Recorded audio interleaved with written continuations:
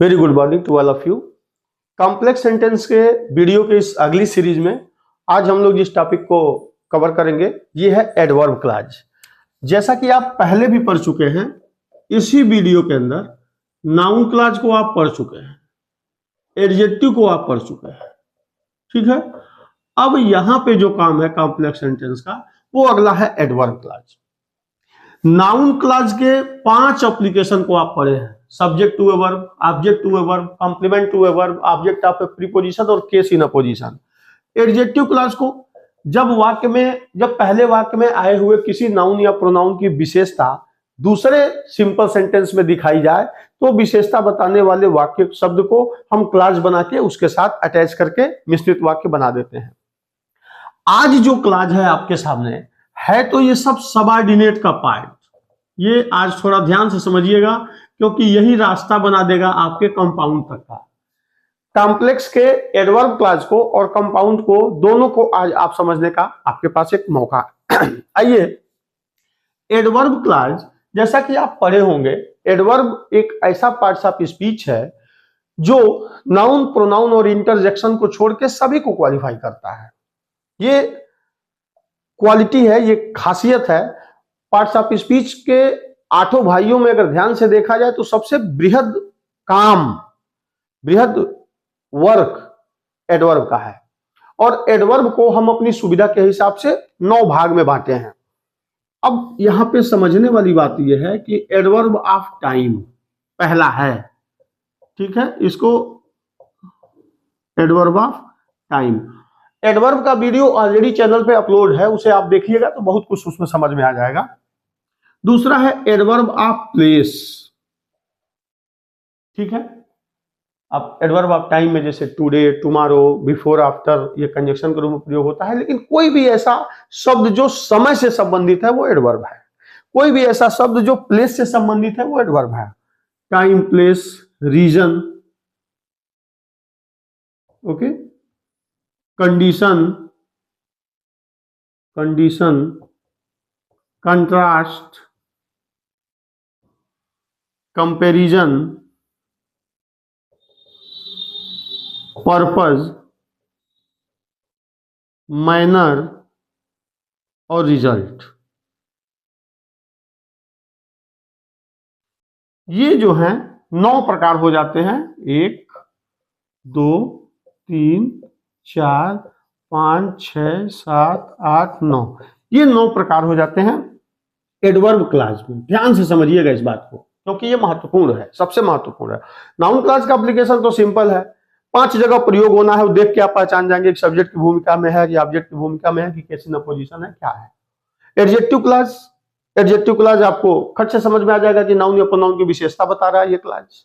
लेकिन यहां पे एडवर्ब क्लॉज को जब आप समझने लगेंगे, इसका एक छोटा सा एग्जांपल भी आप देख लीजिए। अगर हम कहें कि I have a car, it is costly, खट से आप कह देंगे कि आई have a car which is costly, complex बन गया।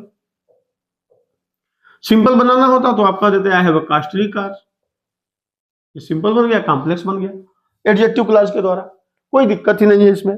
लेकिन अगर हम इसी को आगे बढ़ें और एडवर्ब क्लॉज से सबऑर्डिनेट कंजक्शन के, सबऑर्डिनेट क्लॉज के जो 3 पार्ट हैं, नाउन, एडजेक्टिव और एडवर्ब के ये 9 प्रकार हो जाते हैं। आज के वीडियो में जो सबसे महत्वपूर्ण है वो आपको ये समझना है,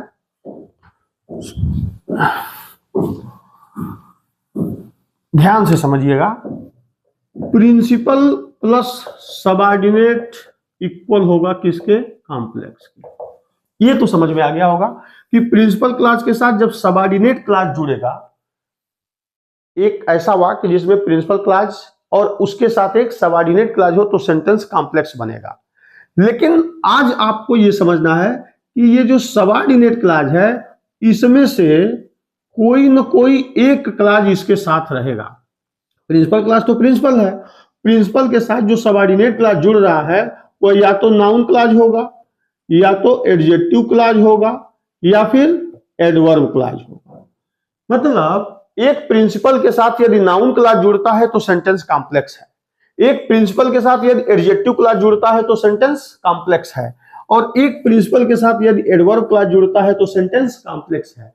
प्रिंसिपल के साथ इन तीनों में से किसी एक क्लॉज का होना सबऑर्डिनेट के रूप में आवश्यक है कॉम्प्लेक्स बनाने के लिए। ये बात आज आपको समझ में आ जाएगी।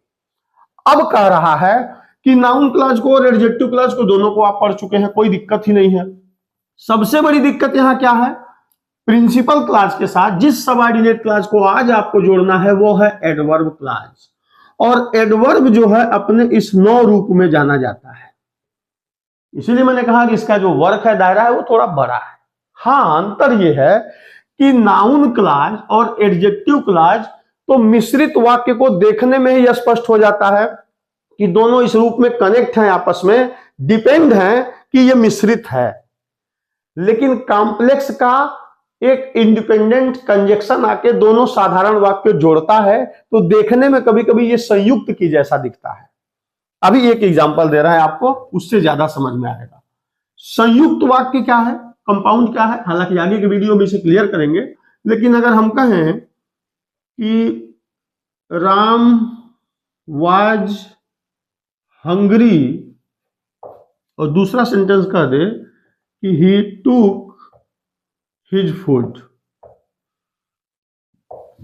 पहला सेंटेंस दूसरा सेंटेंस। अगर इसी को कह दे कि सिंपल बनाइए, तो दोनों सब्जेक्ट का, दोनों वाक्य का जब सब्जेक्ट सेम होता है तो पार्टिसिपल का प्रयोग आपको सिखाया गया था। बीइंग हंग्री, हंग्री राम टूक हिज फूड। पहले वाक्य की इस क्रिया को आप पार्टिसिपल में बदल देते हैं और जो वाक्य बना हुआ है इसमें फाइनाइट वर्ड की संख्या 1 हो जाती है, सिंपल बन गया। अब अगर कह दे कि इसका कंपाउंड बनाइए, ध्यान से, कॉम्प्लेक्स अभी नहीं कर रहे हैं, कंपाउंड कह रहे हैं, तो कंपाउंड आप बनाएंगे कि Ram was hungry and he टूक हिज फूड। ध्यान से समझिएगा, एंड से वाक्य जुड़ा, पहला क्लॉज इधर दूसरा क्लॉज इधर, जो बन के वाक्य तैयार हुआ वो कंपाउंड हुआ। लेकिन इसी को अगर कह दे कि कॉम्प्लेक्स बनाइए, तो ध्यान से देखिएगा, कॉम्प्लेक्स का मतलब कह रहा है कि राम भूखा था, ध्यान से, वह भोजन किया, ठीक है, रीजन, भूखा था, खाना खाया। अगर हम इसी को कह दें कि राम, इसको शुरू करेंगे पहले, राम टूक हिज फूड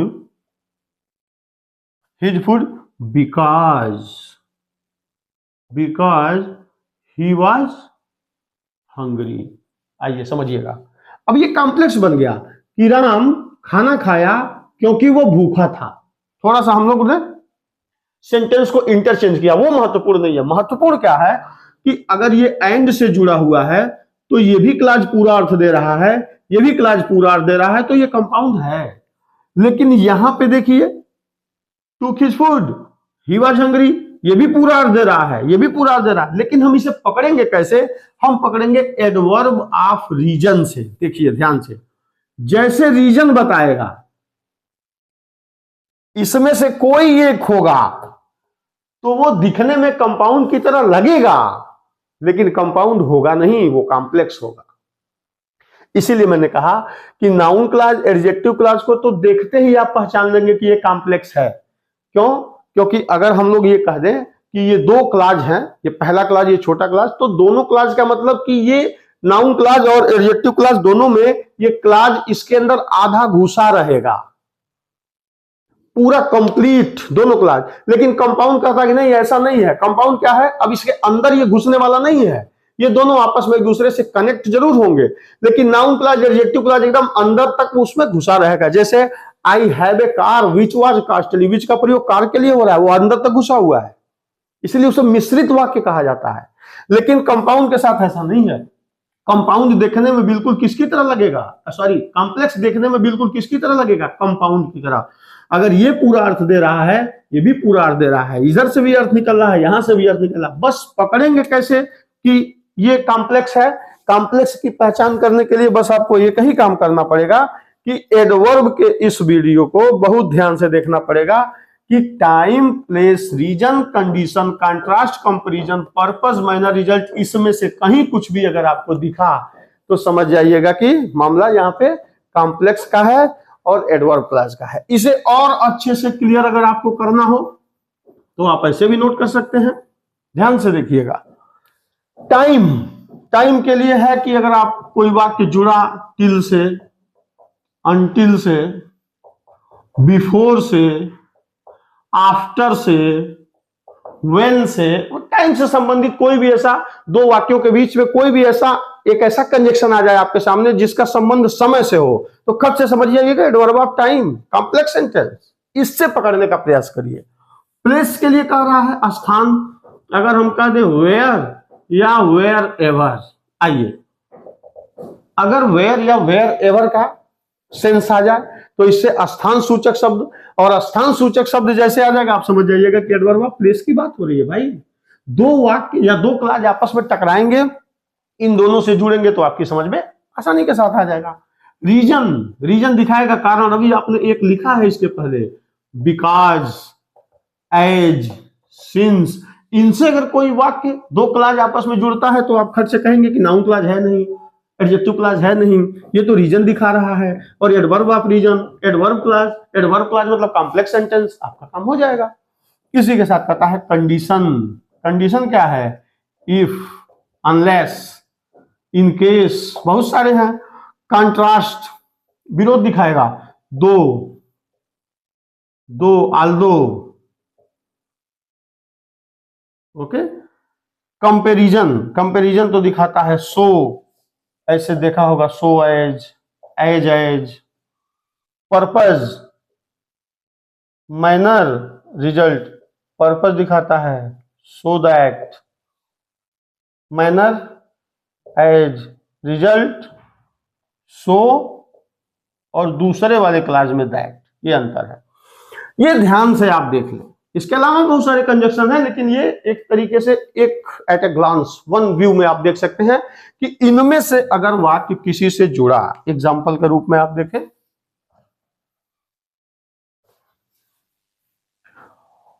कॉम्प्लेक्स और एडवर्ब क्लॉज, अगर हम एग्जाम्पल के रूप में देखें कि आई,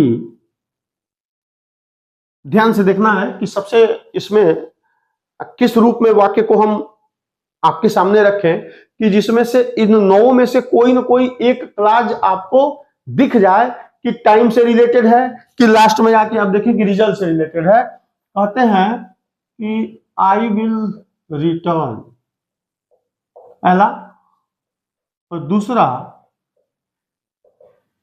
do not go till then कर दो, do not go till then, कह रहा है I will return, do not go till then, जाना मत जब तक मैं आ ना जाऊं। अब जब तक यहां पे अपने आप दिखा रहा है कि ये मामला टाइम का है और यहां तो ऑलरेडी यहां पे टिल इसने दे भी रखा है। अब आप किस रूप में, कुछ मत करिए, do not go till, till I return, will हट जाए, कोई दिक्कत नहीं है। जाना मत जब तक मैं लौट के ना आ जाऊं। चूंकि टाइम का मामला है तो टिल से आप इसे जोड़ देंगे, सेंटेंस बन के आपका कॉम्प्लेक्स तैयार हो जाएगा। इसी में बिफोर का, आफ्टर का प्रयोग भी आपने पढ़ा ही होगा। बहुत सारे, मतलब इससे कोई भी ऐसा वाक्य जुड़े जो टाइम से संबंधित हो। अगर एग्जाम्पल आपके सामने रख दिया जाए,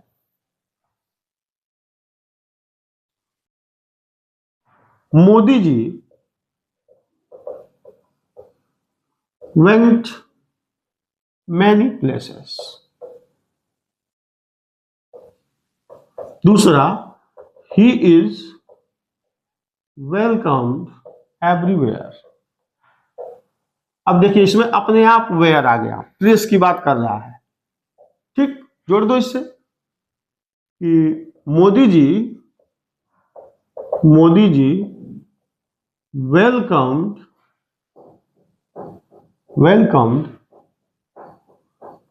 एवरीवेयर को कर दो wherever he went, Modi ji welcomed wherever he went, is welcome हो जाएगा यहाँ, मोदी जी इज वेलकम। अब यहाँ पे प्लेस का मामला था, आपने प्लेस के कंजक्शन से रख दिया। इसमें महत्वपूर्ण चीज ये है कि देखने में कंपाउंड की तरह लगेगा, दोनों क्लॉज आपस में पूरा अर्थ दे रहे होंगे, लेकिन चूंकि टाइम का मामला होगा तो एडवर्ब क्लॉज। एडवर्ब क्लॉज का मतलब कॉम्प्लेक्स सेंटेंस, प्लेस से जुड़ा हुआ, प्लेस का कोई कंजक्शन यूज हुआ होगा, आप कह सकते हैं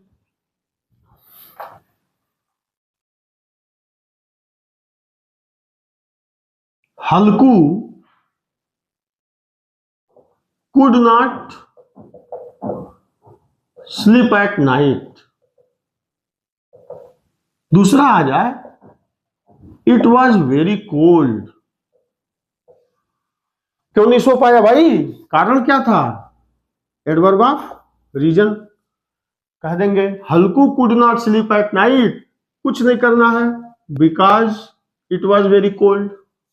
अब चूंकि विकास से जुड़ने में दोनों क्लॉज अपना पूरा अर्थ की तरह दे रहा है, लेकिन चूंकि कारण दिखा रहा है एडवर्ब ऑफ रीजन, इसलिए एडवर्ब क्लॉज, और एडवर्ब क्लॉज जैसे जुड़ा तो बन के सेंटेंस जो तैयार होगा वो कॉम्प्लेक्स सेंटेंस तैयार होगा। अर्थ के हिसाब से आप देखिएगा, ये याद होना आवश्यक है, नहीं तो बहुत सारा कंफ्यूजन क्रिएट होगा कि ये कॉम्प्लेक्स है कि कंपाउंड है। और अगर ये आपके दिमाग में आ गया, time place reason, triple C, condition, contrast, comparison, तो आपका काम आसान हो जाएगा। ठीक है, कुछ नहीं करना है, बस नाउन क्लॉज, एडजेक्टिव क्लॉज को ढंग से तैयार करने के बाद एडवर्ब क्लॉज के इस पांचों रूप को आपको याद कर लेना है। अगर हम कहें कि do not work too much, एक अगला एग्जांपल ले लो, do not work too much. दूसरा एग्जांपल कि you will lose your health. Condition है do not work too much, बहुत ज्यादा मेहनत मत करो, you will lose your health. कहते हैं ना कि ज्यादा परिश्रम करने से आदमी दुबला होता है, उसका स्वास्थ्य टूटता। अगर हम इसी को इफ से शुरू कर दें कि if you work too much, अगला पूरा जोड़ दो कि you will lose your health, आपका स्वास्थ्य टूट जाएगा। यदि इफ क्या आ गया, कंडीशन। ठीक है, तो इस हिसाब से आपको कॉम्प्लेक्स के लिए अपडेट होना ही पड़ेगा। अगर हम कहें कॉम्प्लेक्स के बाद कंट्रास्ट का कि Rakesh is poor, he is honest. अब इसमें कह रहा है कि कंट्रास्ट दिखाई दे रहा है, गरीब है, ईमानदार है, तो कह सकते हैं कि although Rakesh is poor, yet का प्रयोग होता है although के साथ, जोर और वजन लाने के लिए, he is honest। although Rakesh is poor yet he is honest, गरीब है बावजूद इसके वो ईमानदार है। इसमें से कुछ भी, अगर अगला एग्जांपल आपके सामने दे दिया जाए कि Neha is beautiful, Neha is beautiful girl, और इसी के पैरेलल एक अगला एग्जांपल दे दे कि गीता इज इक्वली ब्यूटीफुल। आइए, Neha is beautiful, Geeta is equally beautiful. अब इस दोनों में कंपैरिजन आ गया, सो एज का प्रयोग करते हैं, कह देंगे कि Neha is as beautiful as Geeta. अब देखना बेटा, अब बहुत सारे वाक्य में तो ऐसे ही बोल देते हैं, लिख देते हैं कि Neha is as beautiful as Geeta, लेकिन आपको यहां पे लास्ट में वर्ब देना चाहिए। लिखिए Neha is as beautiful as Geeta is. क्यों? क्योंकि हम क्लॉज पढ़ रहे हैं, और सब्जेक्ट वर्ब अगर इधर एक क्लॉज का निर्माण करेगा तो एक सब्जेक्ट और एक वर्ब का इधर होना आवश्यक है, दो क्लॉज के कॉम्बिनेशन से। और अगर हम केवल कंपैरिजन दिखा दें और यहाँ वर्ब का प्रयोग न करें तो ये सेंटेंस गलत माना जाता है। कभी कभी कंपटीशंस में ऐसे वाक्य में अशुद्धि ढूंढने के लिए पूछता है तो इज वर्ब को लास्ट में छोड़ देता है, ये ध्यान दीजिएगा। एनीवे कंपैरिजन हो जाएगा। अगर हम कहें कि I drew my sword, I drew my sword, I wanted to defend myself, मैंने अपना तलवार खींचा, मैं अपना आत्मरक्षा करना चाहता था। सिंपल में भी आपने बनाया था कि I drew my sword to defend myself, ठीक है ना, या drawing my sword I wanted to defend myself, simple में बनाया था। अब कॉम्प्लेक्स बनाने की बारी है, तो आप देखिए कि क्यों क्यों क्यों तलवार खींचा, so that I defend my self. तो आई drew my sword so that I defend myself, हो या ना, ताकि मैं अपने आप को बचा सकूं। so that का प्रयोग कर देंगे तो यहां पे पर्पस दिख जाएगा, भाई मैंने अपने आप को बचाने के लिए तलवार खींचा, कॉम्प्लेक्स बन जाएगा। Minor, you have treated me like this, I will treat you also just like this, तो जैसा तुमने किया as I will do the same, manner भी दिखाता है। हाँ, रिजल्ट में कभी कभी थोड़ा सा आप देख सकते हैं कि हम कह दें कि मोहन इज वेरी पुअर, और अगला आ जाए कि he can not by this book, Mohan गरीब है, उस किताब को नहीं खरीद सकता, तो रिजल्ट इसमें दिख रहा है, तो आप कह सकते हैं कि मोहन इज सो पुअर, अब दोनों को जोड़ना है, so poor that he can not by this book, Mohan इतना गरीब है कि वो किताब नहीं खरीद सकता। अगर यहां इज की जगह वाज होता तो ये कैन नॉट की जगह आपको यहां पुट करना होता है, ये ध्यान देना है। कॉम्प्लेक्स बनाने के लिए आपको कुछ नहीं करना है, जिस भी वाक्य में आप व्हेन से शुरू करिएगा, दूसरा वाला क्लॉज उसमें कामा नहीं लेगा। आल्दो का प्रयोग कर रहे हैं तो उसके साथ एट का प्रयोग कर दीजिए। इफ का प्रयोग जब करते हैं तो ध्यान देना है, उसमें कामा नहीं लगेगा, और इफ का प्रयोग जहां भी आप करिए इस हिसाब से, तो ये टेंस को भी फॉलो करता है, प्रेजेंट इंडेफिनिट, इसके बाद फ्यूचर इंडेफिनिट, इफ वाले क्लॉज में। मतलब if you come to me, ध्यान से, इफ का क्लॉज अगर ये प्रेजेंट इंडेफिनिट को लिए हुए है तो आगे आने वाला फ्यूचर इंडेफिनिट में आएगा। यदि तुम मेरे पास आते हो, आई शैल हेल्प यू, ये ध्यान देना है, ठीक ना। इफ वाले क्लॉज में अनलेस हो, अंटिल हो, लेस्ट हो, ये सब निगेटिव हैं, और लेस्ट के साथ हमेशा शुड का प्रयोग करना है, ये ध्यान दीजिएगा।